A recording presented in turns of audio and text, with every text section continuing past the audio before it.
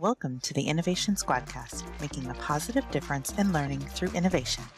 Welcome to today's episode where we dive into the exciting world of Screencastify. Whether you're a teacher, a student, Screencastify just got even better with some powerful new features. We'll explore 3 new assessment tools: Quiz, Submit, and Live Learning, as well as Closed Caption Creator and Premium Library. Stay tuned to learn how these updates can transform your digital lessons and boost student participation and engagement like never before. It's all about engagement, right? I feel like people have an idea about Screencastify because we used it so much, especially with virtual teaching. We would record instructions and stuff. But when they hear about all these cool new features and how it can keep the students engaged, I think they're going to love this and run with it. Yep. So let's introduce ourselves. My name is Eileen Fernandez-Parker. And I'm Nicole Lapointe. Okay. So let's set the stage. Like you said, Nicole, people already know Screencastify, but most of them probably know the original Screencastify, which was just make a video and you can edit it and download it as different things. But now Screencastify really has gone above and beyond. Teachers were disappointed when Flipgrid disappeared and now you can only use it with Teams. Screencastify used that as an opportunity and now they have a feature like that. Edpuzzle also teachers have been using for the questioning features. Screencastify has that too, and more. So let's jump in. And one other thing, I mean, I'll keep saying this because we love Screencastify, but in Drive, Screencastify creates a folder. So you don't even have to worry about where are my videos, where did I put them? It's automatically stored for you in a Google Drive folder. So you have access to it right there. Right. So easy. Yeah. So easy. And easy for the students as well. Yes, absolutely. And with the students now, their world really is moving to video. And so we're giving them the opportunity, right, to learn how to create videos and edit videos and things like that. And we did check, and it is available in our student accounts. So as low as upper elementary that we checked. So, all right. So the first thing we want to do is help you see where to find the things that we're going to be talking about. So if you look at the screen, if you're doing video, when you first go in to look at your videos, along the left-hand side, you see My Library, and then there are these new features. So as you move your way down, there's a premium library now that pulls videos from National Geographic, Khan Academy, Discovery Education, ASAP Science, and more. Crash Course, which I love for English. And so just like in Edpuzzle, the way you can search in YouTube, you have your search here, and these really have already been vetted because these are educational sites. So that's a wonderful new feature. And then under assessments on the left-hand side menu, they now have Live Learning, Quiz, Submit. So we're going to talk about those 3 things now as well. And we'll just go in the order that they're there. So Live Learning, think Kahoot. It's a way to show kids a video and then ask questions, and it's already gamified. It is so much fun. And so it's just like they've got a leaderboard. It's basically time, whoever's the fastest and answers the most correct questions. But the teachers don't have to keep jumping in and out of different apps. Now you can kind of hang out in Screencastify and not worry. And the students are there via their email. So that makes teachers feel a little better as well. Right. They just have to add a name or a nickname or, initials or something. Exactly. Right. Mm-hmm. You have the choice of having them put their email in or put a name in. All right. So Quiz is basically Edpuzzle rebranded. You can put questions in. They can be either open-ended or multiple choice or both. There's an AI feature in it now that it will make the questions for you. And whenever you use AI, always ask for more than you need, right? So if I need 10 questions, ask for 15 so you can get rid of some, right? And you can, once you put your first question in, it gives you the opportunity to make sure that they don't fast forward through things. So you can't set no fast forward unless you have put at least one question in. So yeah, don't be alarmed if that feature doesn't show up until you've done the question. Exactly. And even with that AI feature, which is fabulous, as the teacher, I'm still going to look at those and see, are they asking, content I really want or standards based that I want? So I'm going to check it anyway. But it's great that you have that opportunity to help you out. Yes. And if the AI in Screencastify you're not liking, jump over to Magic School. I love the DOK question generator, right? Because all too often the questions that are generated are recall. Mm-hmm. So we want to avoid doing 100% recall, right? But I love the Magic School DOK question. So I haven't checked it yet to see if I can put the link in for that video and have it ask questions. But we could also get the questions from Screencastify and then dump them into the DOK and say, kick it up a notch. Right. Right. Right. All right. So that's quiz. And then submit is where the teacher can set a prompt. And this is where it turns into Flipgrid. The teacher sets a prompt. The students answer in video, or they can do audio because they can put an emoji on their face if they don't like being seen. Because their name shows up, so the teacher is going to know who it is anyway. Right. And you know their voice. It's okay. But then once they post their video, the teacher can set it to either be students cannot see one another's or students can see one another's, and then they can give one another feedback. So that can be used in all sorts of positive ways, right? Right. And I feel like that's a good lesson on digital citizenship. Right. Hey, here we are. We're all vulnerable right now. We're all talking about whatever the topic is. So, maybe even give them some sentence starters, which you can get from Magic School. Like you could ask questions starting off like this, or maybe a question about this, to help lead into good digital citizenship when you're kind of analyzing or looking at other peers' videos. Yeah, I love that because if we could get on the proactive side instead of the reactive side, right? Because we don't know what else is going on. So it's important for us to be proactive and share that stuff.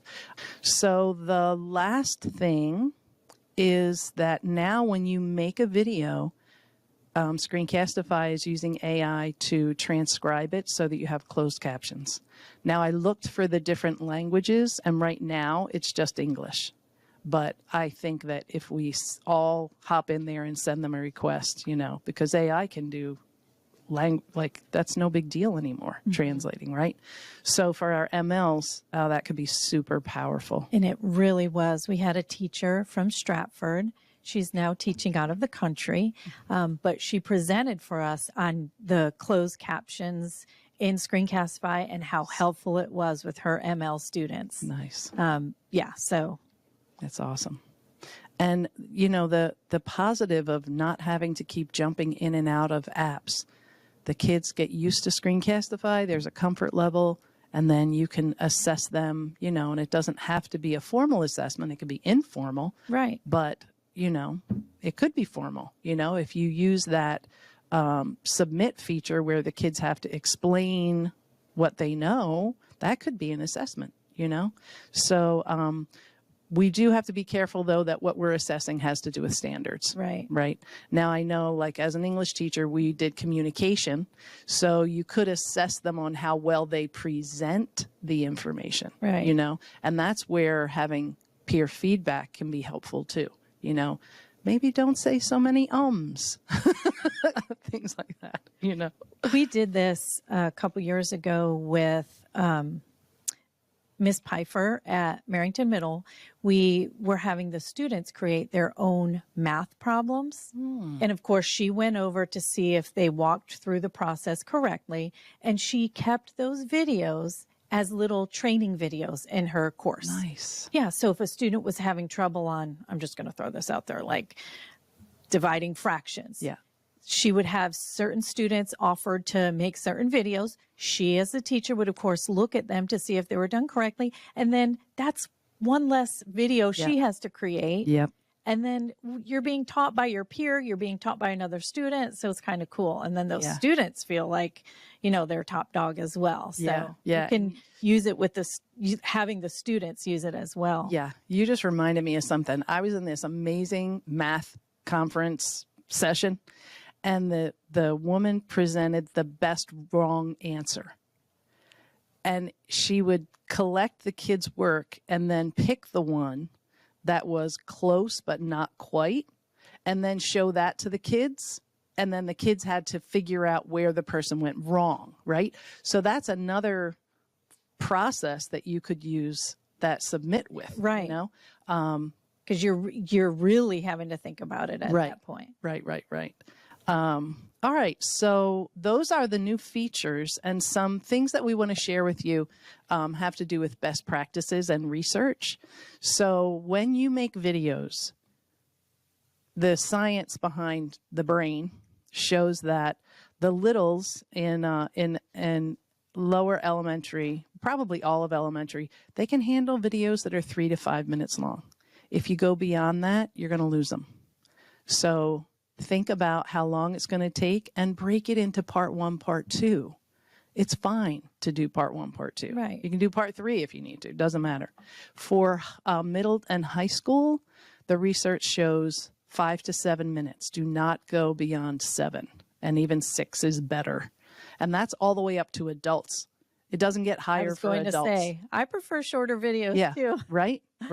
And so, you know, do a part 1, a part 2, and a part 3, and that's better for learning, right?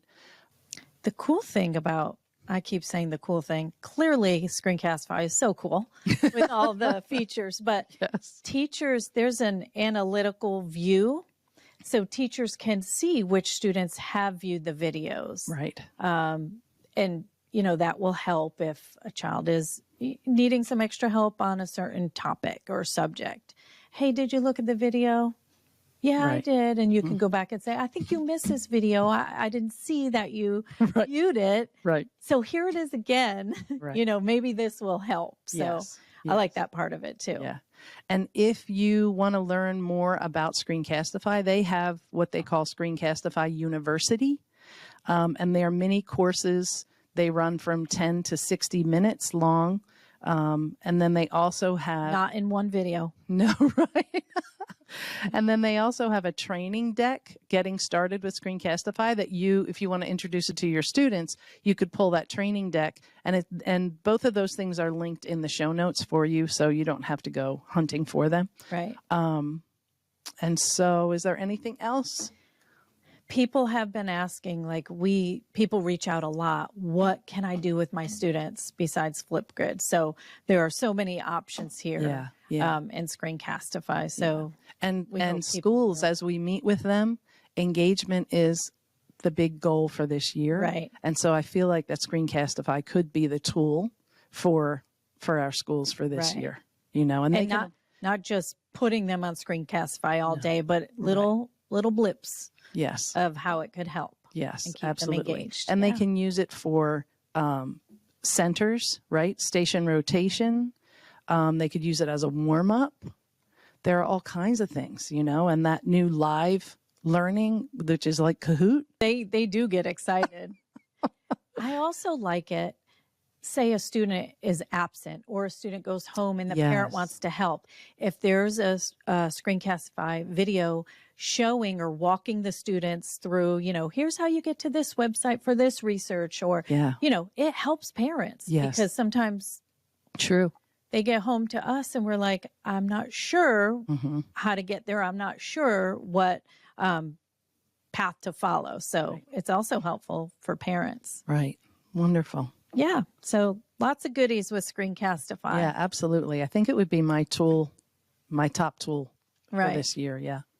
All right. Well, thanks for joining us today.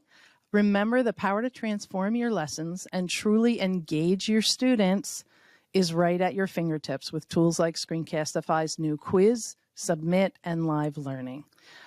Keep experimenting And know that every small step you take makes a big difference in your students' learning journey. Keep inspiring, and we can't wait to see how you level up your teaching. Yeah, send us some examples. Yes. We'd love to give you a shout out. Yes, absolutely.